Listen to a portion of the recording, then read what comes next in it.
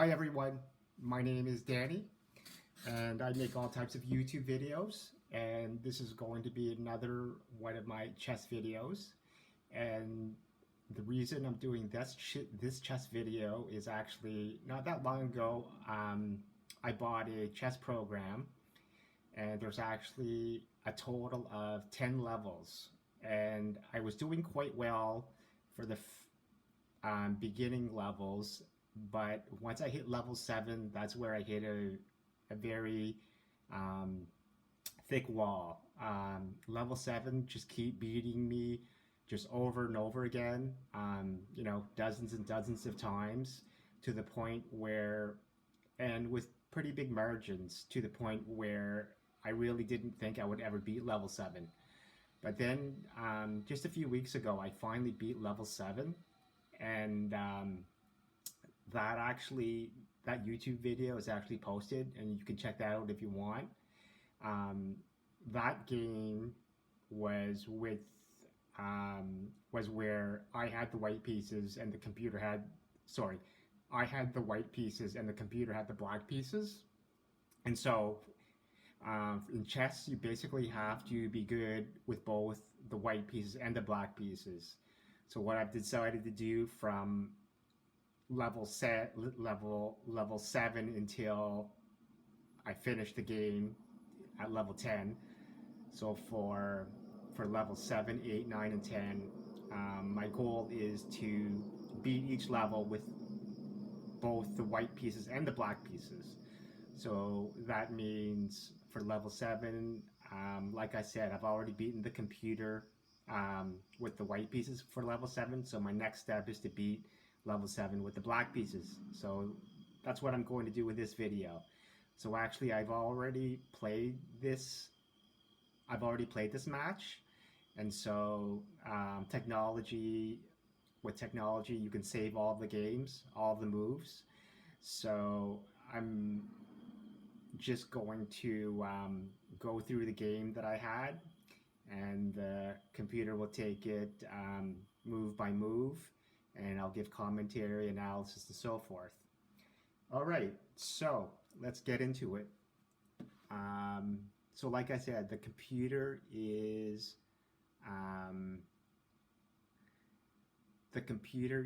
the white pieces and I'm the black pieces. And I just wanted to say one quick thing about notation and stuff is I'm not very good when it comes to chess notation. I just need more practice. However, whenever you watch a chess game or an analysis, it's always better when the commentator dictates the notation. It just makes the whole experience so much better. And so even though I may be not as good or a little slower than a lot of the experts, I think I'd rather say the notation rather than not say the notation at all. And one other thing that I just wanted to throw in is that these games, if you throw in the analysis and the notation, can be a little longer than most videos. So I mean, like, I think, for example, like, one of the things that you can do is that, I'd like you to watch the whole video visually and also like listen to it. But another thing that you can also do is that if you don't really want to like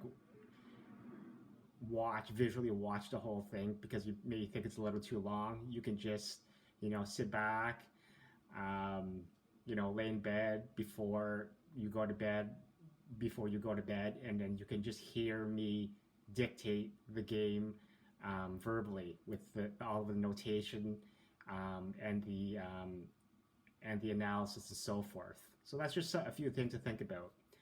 Okay, so oh, and I want to also point out one other thing is that I use a laser pointer, and so my laser pointer is a red laser pointer. So I hope you can see it there a little bit.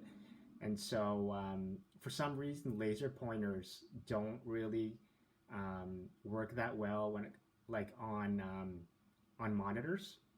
So I'll just try my best with the laser pointer. And so I'll usually tell you when I'm using it, and so try to look out for the little red dot because I think it'll be helpful. It's definitely better than not using any indicator at all, right?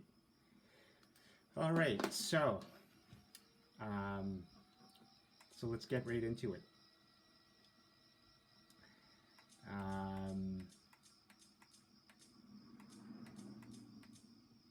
just one last thing that I also wanted to say is that, just so you know, is that this chess program is really neat in that it has sound effects. And I think chess games can be a little boring sometimes, but sound effects make the experience better. So that noise that you hear with the birds chirping or the crickets, and it sounds like cars are going down the road, that's not actually real. That's all sound effects from the game. But more importantly, the sound effects from the actual pieces and the board, um, which you'll hear in a few seconds. I really didn't want to miss out on that. So just so you know, it's even got kind of like um, a noise effect of a computer fan running or something like that, right? But just so you know, I'm not trying to annoy you, but that's just a sound effect of the game. All right, so let's get into it.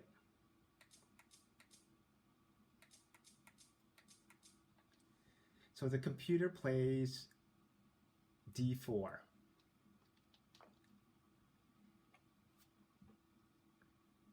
I play knight to f6. The computer plays c4.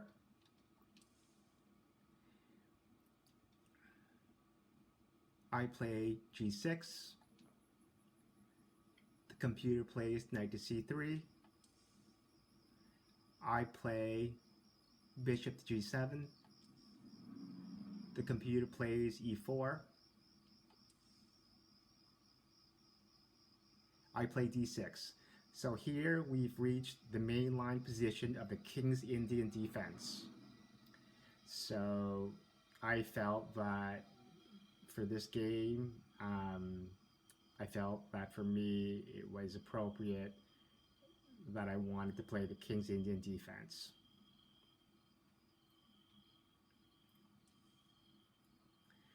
The computer plays h3.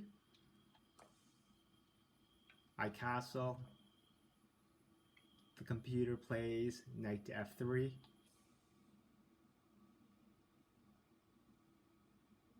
I play c5.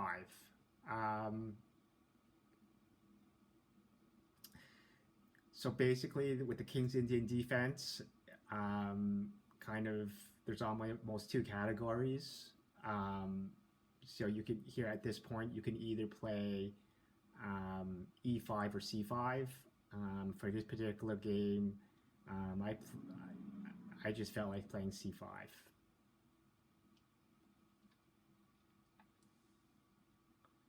So the computer plays bishop to e2.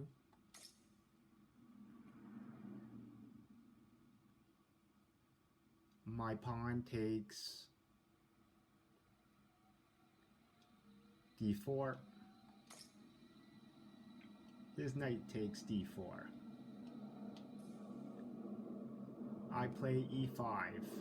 Now,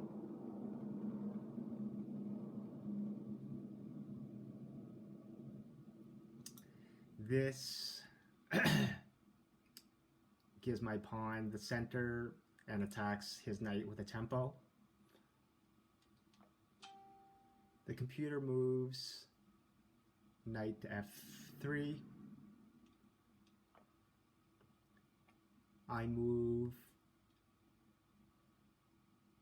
knight to c6. Computer castles. I move bishop to e6. Computer moves bishop to e3. I move rook to c8. So right now my c file is half open. So I'm eyeing that C file, that half open C file. Computer plays queen to C2. I move my pawn to B6. So the reason I do this is I know that I'm going to eventually want to move my knight out of C6. And so this knight here is the only thing that's protecting my pawn on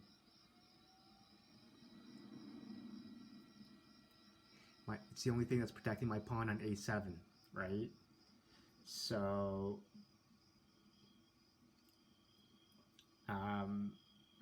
once I move that knight, it won't be protected. So by moving my pawn up to B6, it protects both of those pawns. Computer moves his rook on A to D1. I move my knight to E8. So the reason that I do that is because I'm planning on moving my pawn to F5. And also my knight is also keeping an eye on D6. So the computer moves knight to D5. That's a strong move because it's right in the center. And like I said, I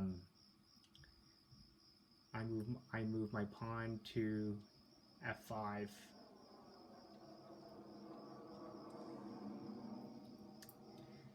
Computer moves bishop to G5, attacking my queen.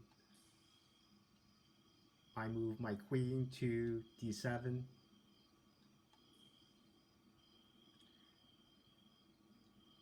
Computer moves his rook on F to E1.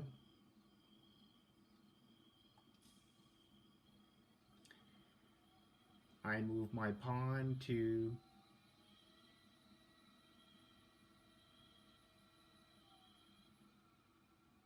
F4.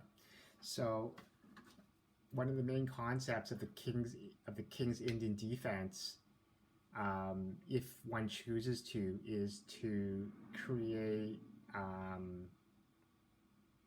pawn chain, right? So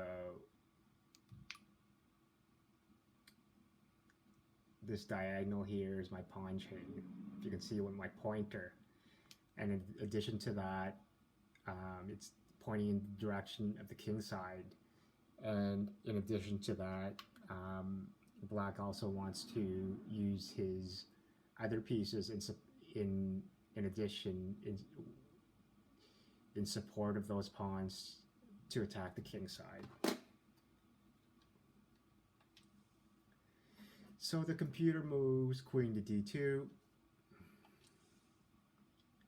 Here I move H6. Now, since I played this match, I've analyzed it a few times, and so now I can relay to you some of the blunders or mistakes that I've made. So this was actually kind of a blunder. A blunder is a mistake for beginners.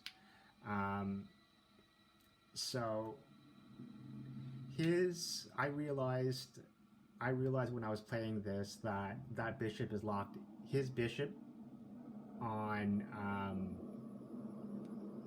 G5 is locked in, right? I've trapped it, and it basically can't get out of all of my pawns, and so I'm going to be able to kill that bishop quite easily with my pawns. It's going nowhere. There would be one way for it that I can see that it could get out if it moved that knight on f3, and then it would have to move the f pawn, and then the pawn, the bishop would have to move 2 diagonal moves to finally get out of there. But I would never let that happen, right? So there's no rush for me really to kill that bishop. But the reason this is a mistake, and you'll see why that's a mistake in 1 second. So here his knight takes f4, right?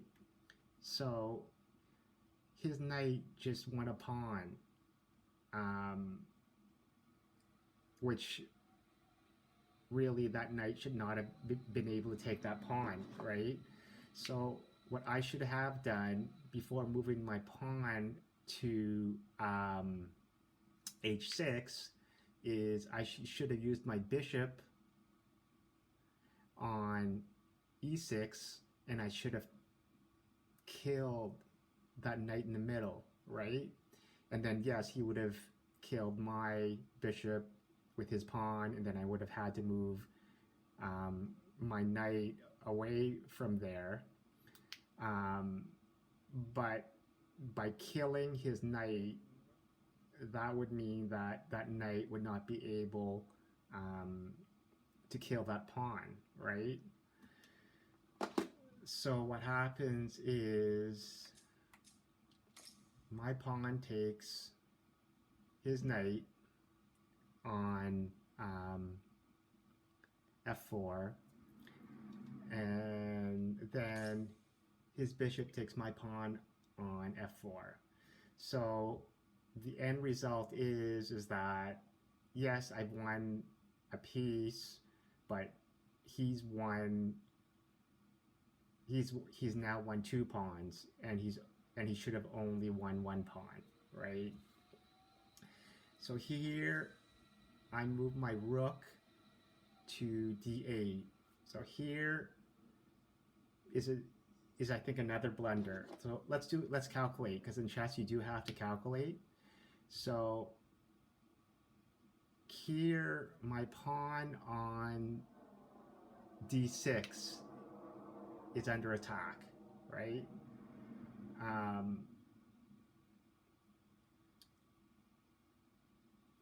My pawn on d6 is under attack. So it's under attack by the bishop on f4. It's also under attack by the queen on d2 and the rook on d1. So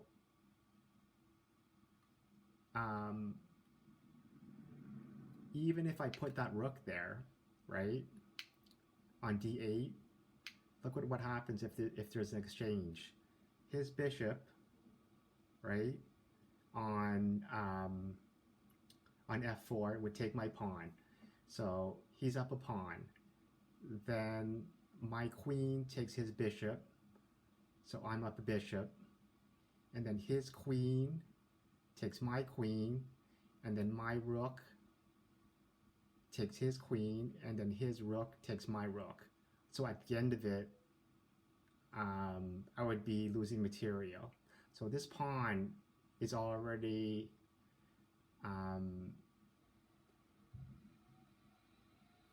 there's really not that much I could have done. Well, there is one thing that I actually see now. Instead of moving that rook there, but no, it doesn't really matter actually, because it doesn't matter what piece that I use to protect that pawn, because I only had 1 move. I can only make 1 move, right? So no matter whether I try to protect that pawn with my rook or my knight or my bishop, I don't have enough pieces to save that pawn, right? And look what he does next. So he takes my bishop on h6, right? So I lose another pawn, right? So what I should have did instead of trying making a move and wasting a move to try to um, save my middle pawn, which couldn't be saved anyways, I should have used that move to protect my H pawn. So all I had to do was move my H pawn up to H5, and so that gives him another one of my pawns, right? So here I move my knight to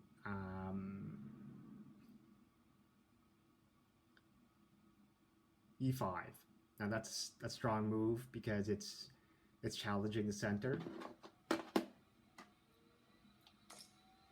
So his knight takes my knight on E5. My pawn takes his knight on E5. So now my pawn is much better there because it's not being threatened in that other square anymore, and it's more in the center, and it's challenging his pawn. It's challenging his E pawn, his pawn on the E file. So here he moves his queen to E3. I move, okay, so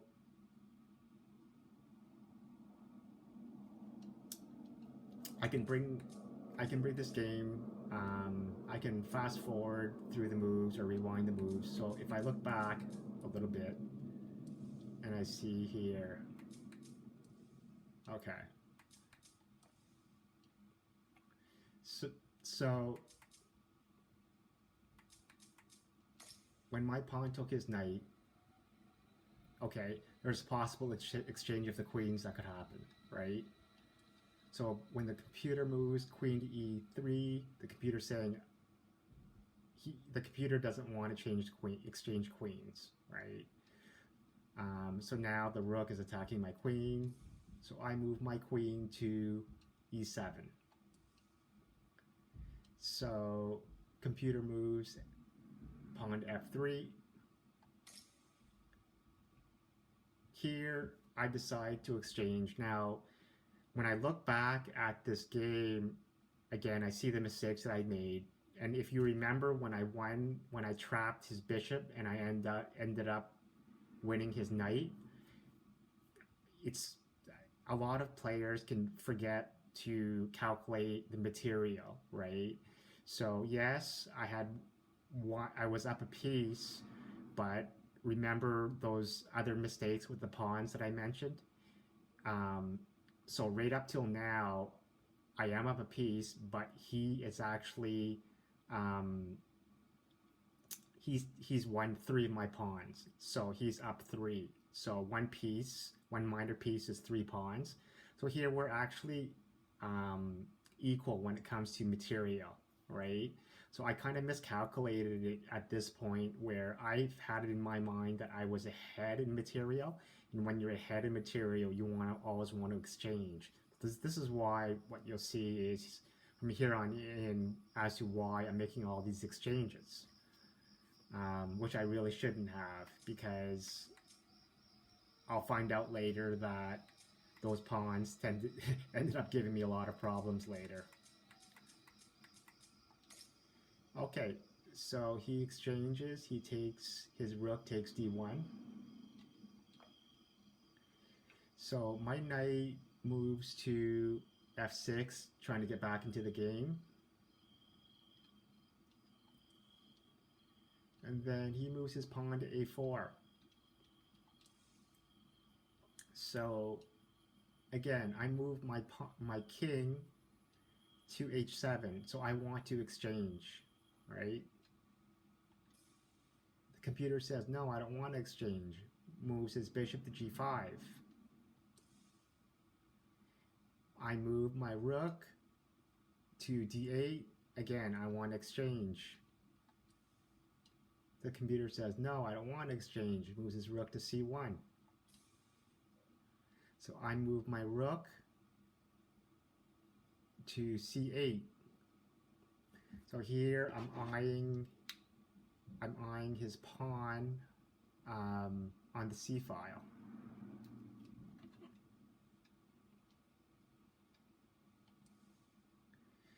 So he moves his queen to b3.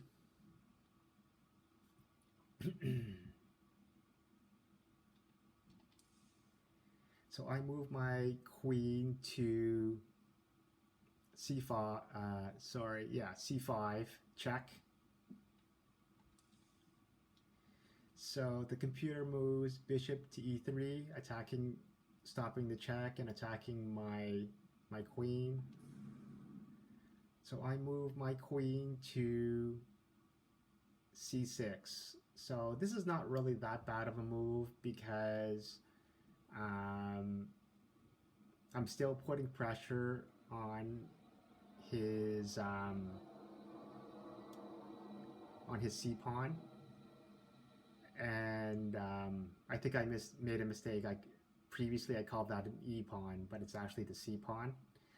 And I'm also eyeing my queen is also eyeing his a pawn. So the computer moves king to f1. So I move bishop to h6. So again, I want to exchange. So the computer finally says, yeah, let's exchange. Takes my bishop on h6. My king takes his bishop on h6. And then the computer moves his pawn to a5. I move my king to g7, and after analyzing this game, I'm not sure why I played that. I kind of am concluding for now that that was a waste of time, because that was a waste of a move, because my king didn't really need to move there. I guess my mindset was to just keep it a little more safe. And then the computer moves queen to c3. Now, that queen right now is attacking my pawn on e5. So I move my queen to c5, protecting that pawn. So the computer moves his pawn to a6. I move my rook to d8 because I want to control the open d file. So he moves his pawn to b4, gaining a little space, and also at the same time attacking my queen. So I move my queen to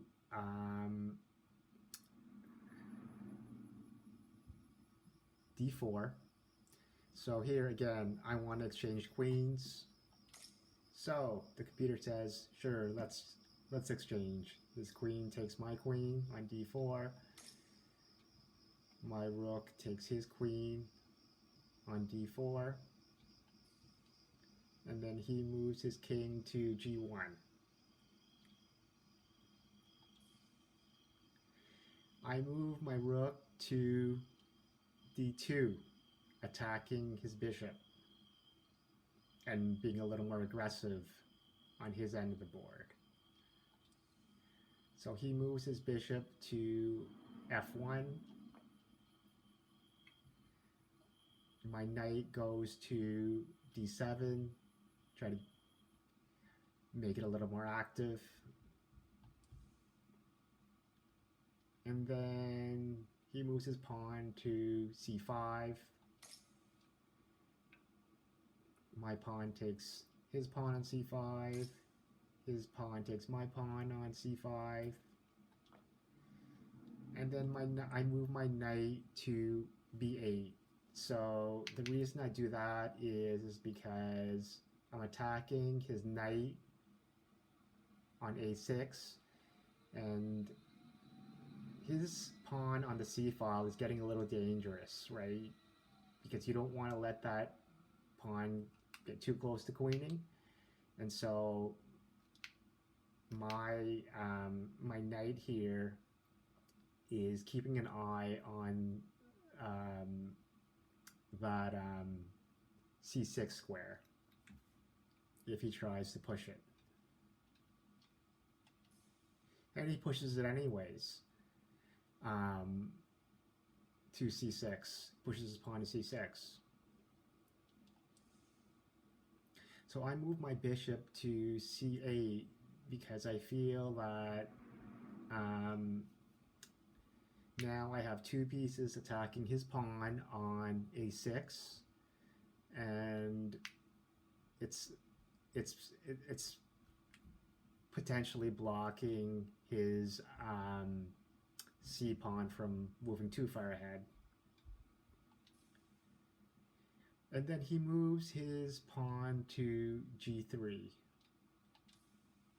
Okay, so I move my rook to a2. Now the reason that I did this is, I'm going to try to explain this, is it was a little bit of a trap. He was sort of making a little trap on me, because if I'll rewind it back one move, right? See, he has his pawn on a6 is being attacked by two of my pieces, my knight and my bishop, right? So I could have killed that pawn with one of those pieces. So, for example, my bishop sort of needs to be like on that c file, because it needs to try to block his passed pawn on the c file. So I would have had to have taken that pawn with my knight. So let's just say if my knight killed his pawn on a6, then what he would have done was he would have moved his rook to a1, attacking my knight.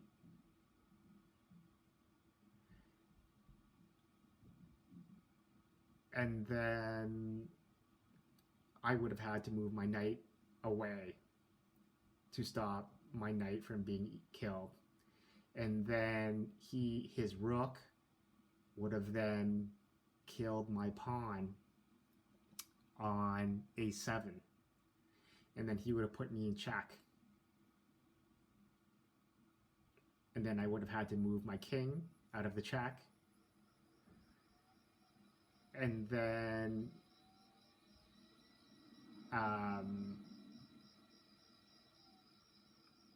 he could have then pushed his pawn forward to c7, right?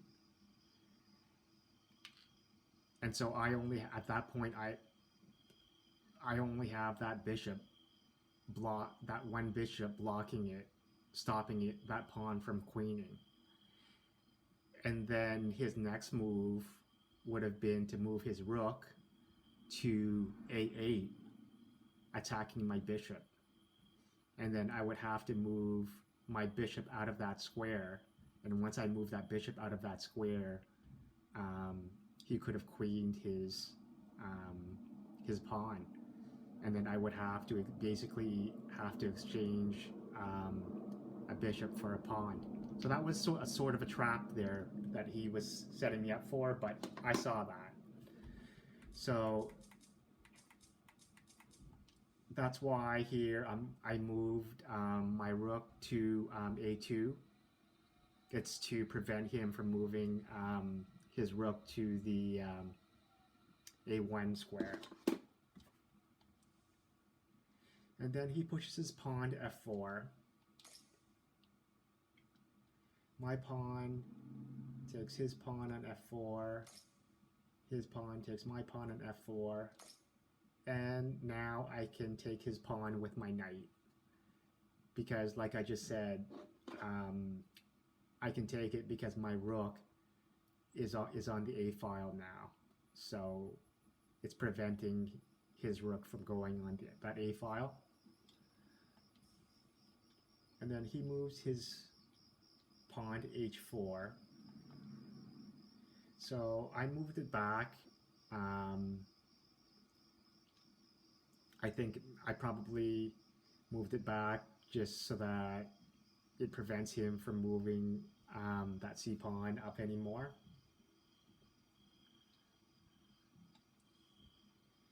And then the computer moves bishop to d3.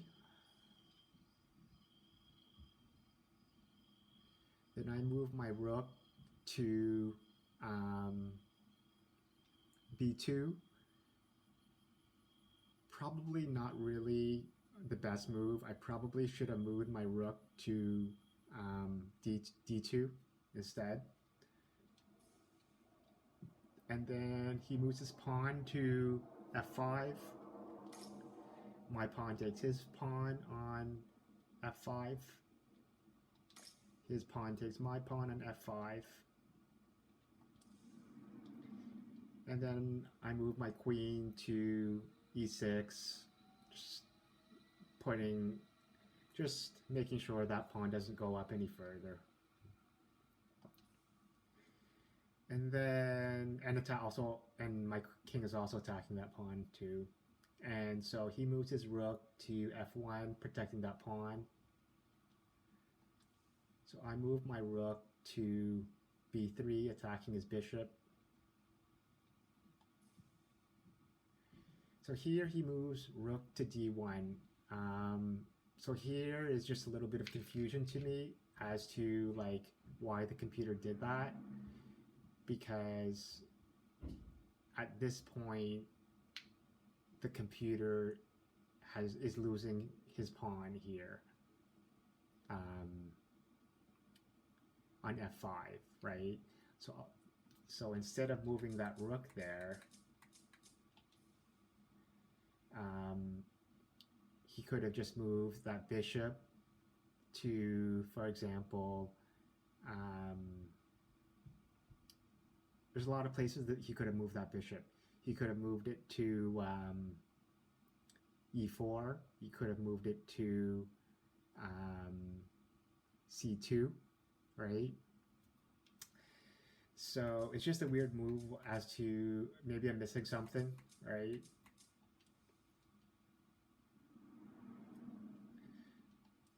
So here's just maybe a blunder that I made where I moved my rook to a3, and I'm not sure now, looking at the game, why I did that, because probably what I should have,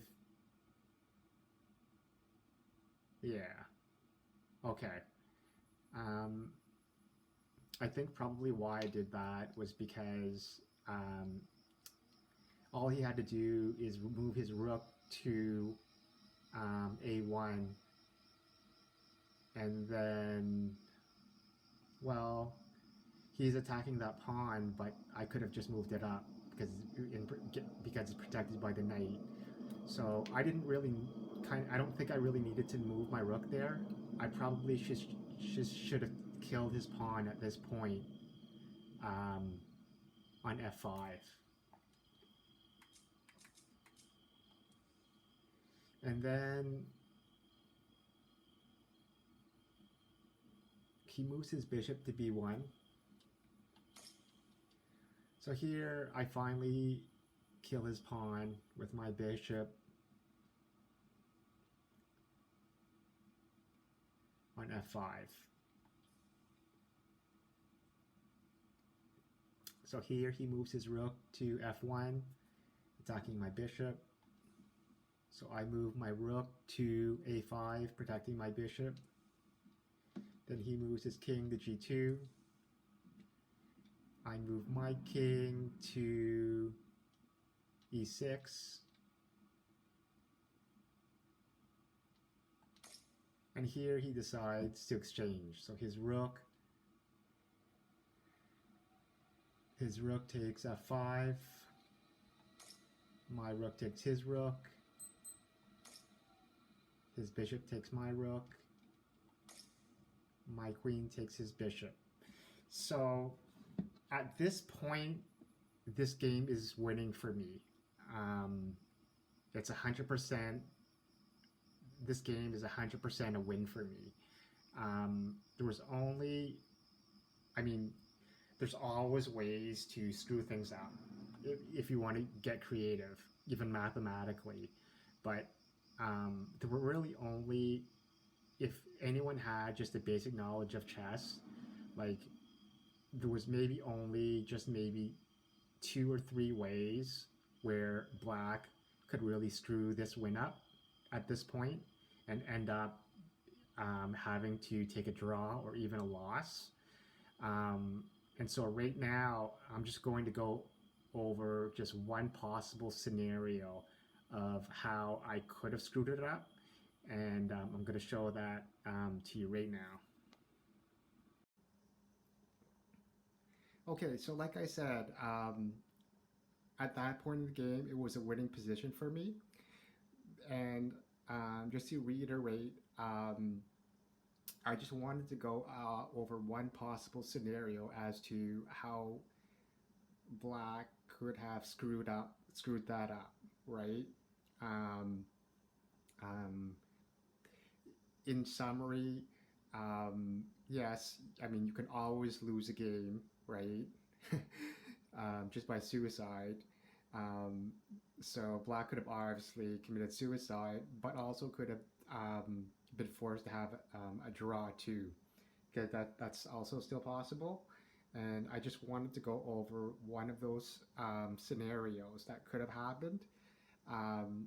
It's kind of like a lesson too, because you know how in chess teachers will always sort of tell you you should not waste time, you should not waste moves, especially when you're getting to the end game. A lot of the times it'll come down to just one move, right? So if you have to make that one extra move, that could just be your death, right? And so there were a couple, I just wanted to go over this because I think it brings up a lot of good teaching points. So here, this was the position that we were at, right? And so as you can see, it's definitely winning for me, or it appears so, right? But let's just go over one scenario. So again, I'm the black pieces and the computer is the white pieces, and it's white to move. So let's just say, for example, if white decided to move his queen to this square, which is f3, right? And so let's just say, for example, if I'm a little naive with chess and I'm thinking right away is I have this pawn on a7, so let's try to get this pawn to queen as soon as I can, right? Let's go with that mindset. So I play pawn a5. Okay, so I'm thinking, like I said, hopefully I can queen my pawn and then checkmate him eventually, right? So let's just say then the king needs to try to get to that pawn, right? So the king moves to e3, right? And then I try to get my pawn further, and I move my pawn to a4. Then The king tries to get to that pawn again and moves to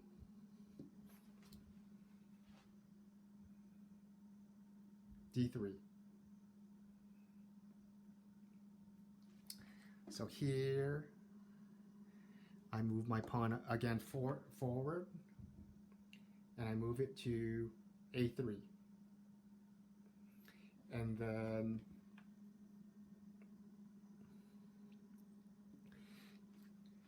the computer, white moves his king to c3. So at this point, right, I'm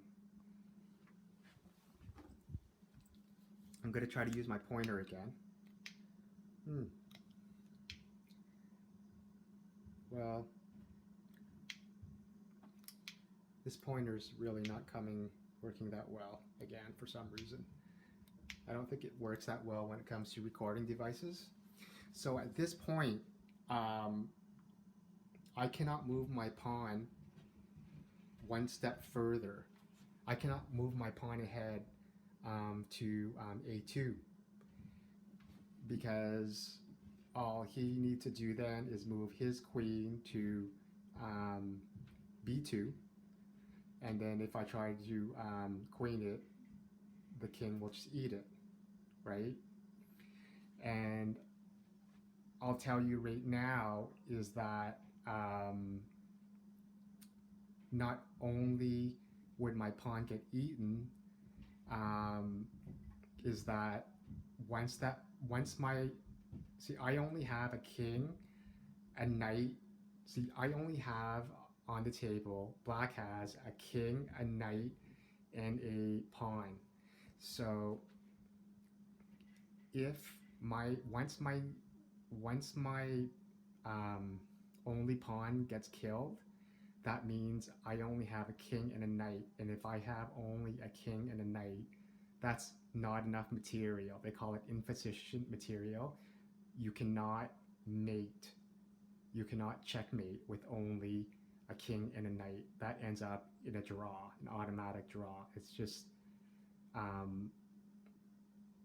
mathematically impossible. So that ends up being a draw, right? So at this point, so like I said, my pawn it's black to move. That pawn cannot move to a2, or else it'll get eaten. So here, what could black do? See, white also has a passed pawn on the h file, that pawn on h4. And so that pawn is eventually on its way to being queen 2. And so if I don't take care of that h4 pawn, it's eventually going to queen. So I've analyzed this game a few times into different scenarios, and that h pawn eventually will queen. And so as black, I have to get my king and deal with that h4 pawn and stop it from queening. There's no way around it. Like, there's no way to move my queen. There's no way for me to move my king into other parts of the board, because that h pawn will eventually queen, and then I'll basically lose the game, right? So let's just say, for example, so the best move for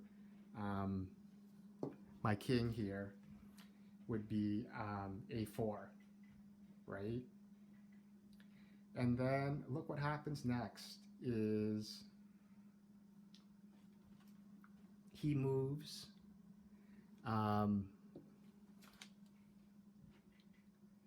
king to b3, right? So he then moves king to b3. So right now he's attacking my pawn, right? And remember, I need that pawn in order to win the game, otherwise it'll just be a draw. So I have no choice, right? I have to protect that pawn, right?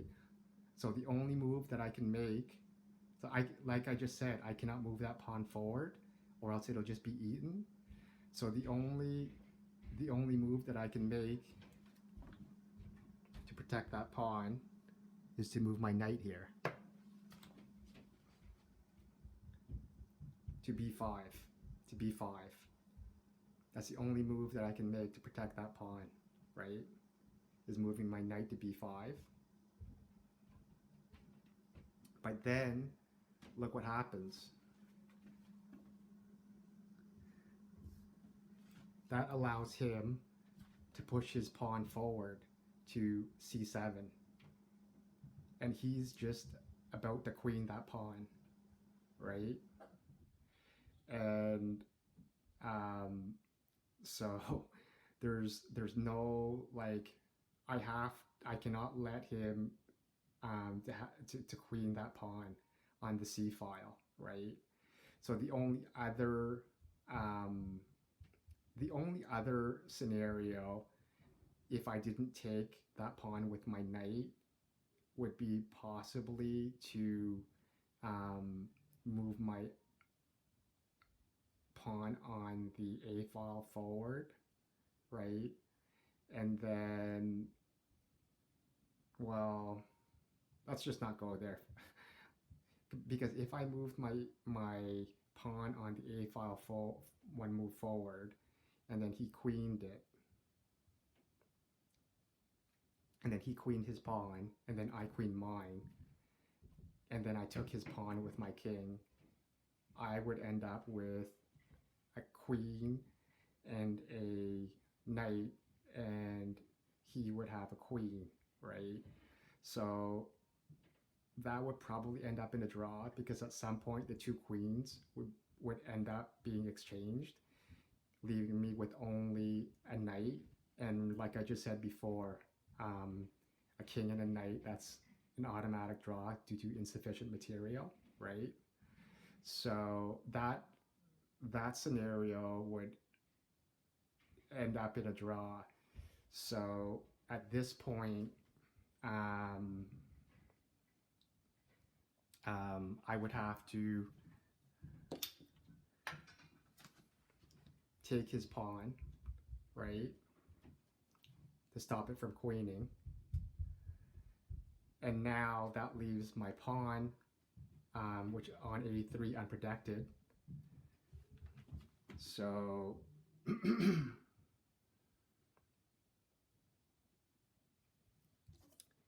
he takes, the king takes my pawn on a3. Yeah. And then I take his pawn on h4, and that ends up being a draw, right? Because like I said before, having only a king and a knight ends up in automatic draw due to insufficient material, because you cannot checkmate with only a knight. And so that's just some of the points that I wanted to make, right?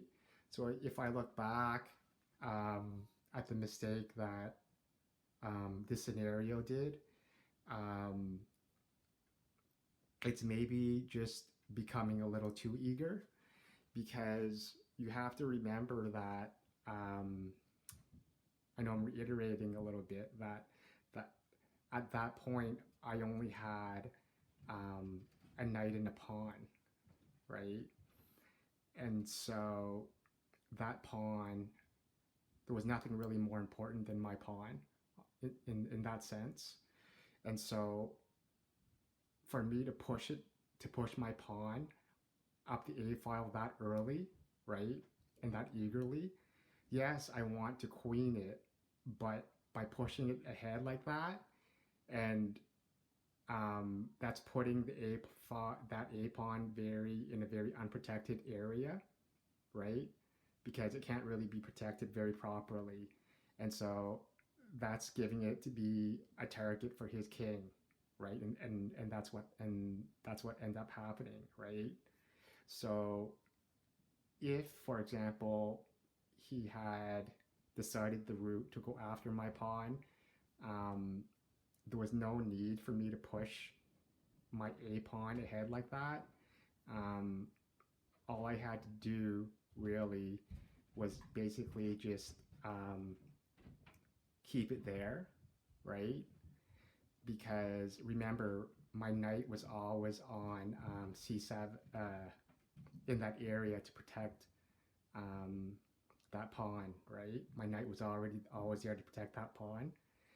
And so by the time that my king eventually killed his pawn on the h file, that would give enough time for my king to come back all the way to the other corner to protect my pawn on the a file, and working together with my king and the knight and the king working together to protect that pawn. That pawn would eventually My pawn on that a file would eventually get queened.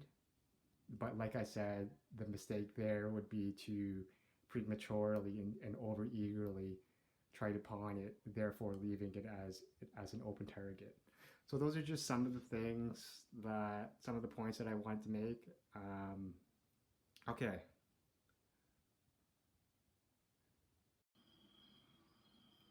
Okay, so we're back to the game, and so um, I just brought you through a possible scenario of what possibly could have happened, and so now we're back at the actual game that was played, and so we'll take it from here and just finish up here. So white moves king to g3. So because it's a computer, and also really anyone would really normally make that move, is because that pawn, the computer's pawn on h4 needs to be protected, right? And so it's just basic knowledge that he moved to that square instead of the other scenario, because he needed to protect his pawn on h4, right? Because at that time, for example, like if even if I didn't want to move my pawn on a7 up to get it queened, he didn't, and which would have been a terrible mistake.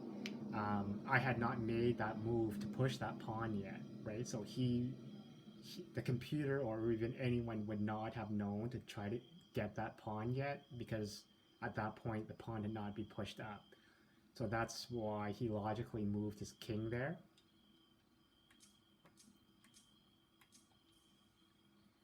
And then here, I decide to move my pawn to a5, right? And then he moves his pawn up to, sorry, I meant to say that I moved my pawn to a5, and so then he moved his pawn to h5, and then I move my pawn up to h4, and he decides to move his pawn up to h6. Then I can intercept by moving my king to g6.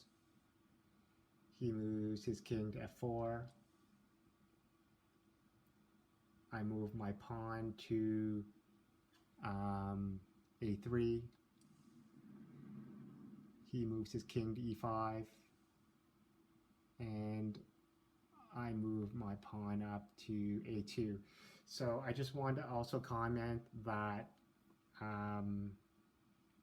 I'm not sure if I already did calculate this or not. I can't remember. But the point being, where every single move counts, especially the end game, I'm quite sure, I'm not 100% sure, I'd probably have to recalculate it again, when he made his first move to protect, remember at the beginning where he made that first move to protect his pawn, I believe that was moving his king to G3. I'm quite sure that by moving it to, when he moved it to G3, instead of, for example, moving it to in the direction of my pawn to, for example, F3, when he moved it to protect his pawn, that would have mean that mathematically he would not have enough moves for his king to come and intercept my passed pawn here on the A file. Like I said, I'd have to recalculate that, but I'm quite sure that once he moved that pawn there to that side of the board to protect his pawn, that would mean that he would not have enough moves then to come and kill my pawn on the A file. So I'm just making the point that how every move counts, right? And then he moves his king to D6. I move my knight to B5. He moves his king to EU, C5. I move my knight to A7. He moves his king to B6. I queen my pawn. He moves his pawn to H7. My king takes his pawn on H7. He moves his pawn to C7. I move my knight to C8. He moves his king to B7.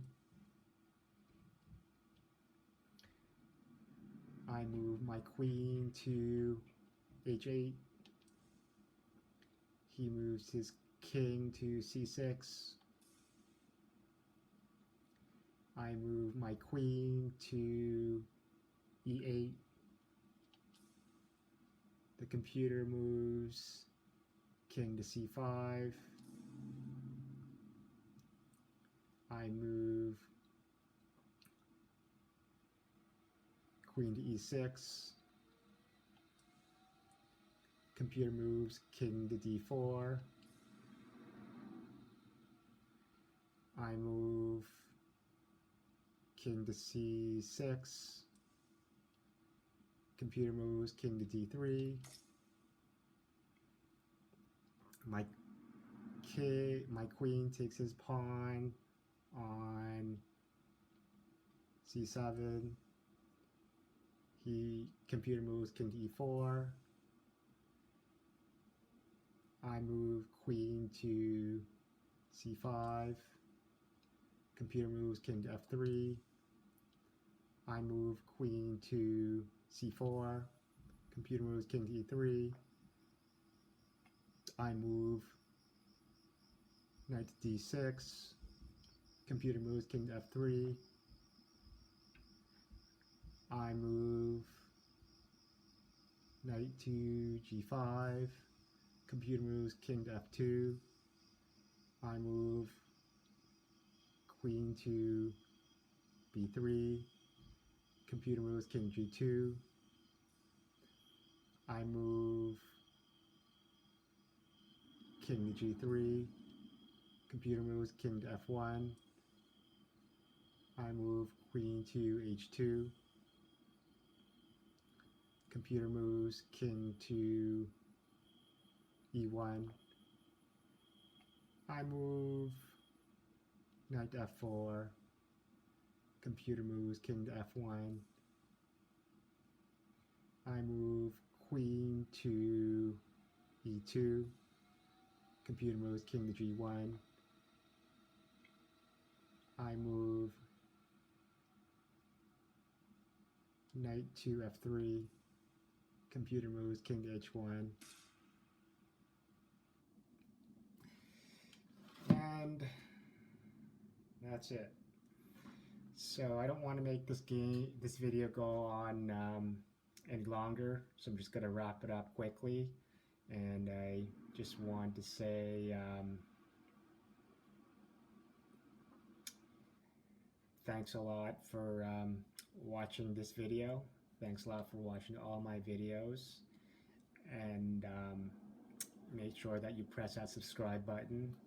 Make sure that you press on all notifications so that you get a notification so that you know whenever I post a new video, so that by the time you watch it, it won't be updated.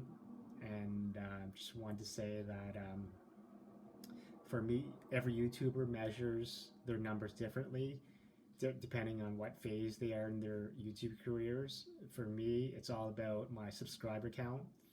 So if I see my subscriber count go up on a regular basis, that's an indicator to me that people are interested and they want to watch my videos. They want to watch more videos, and that'll motivate me to create more videos.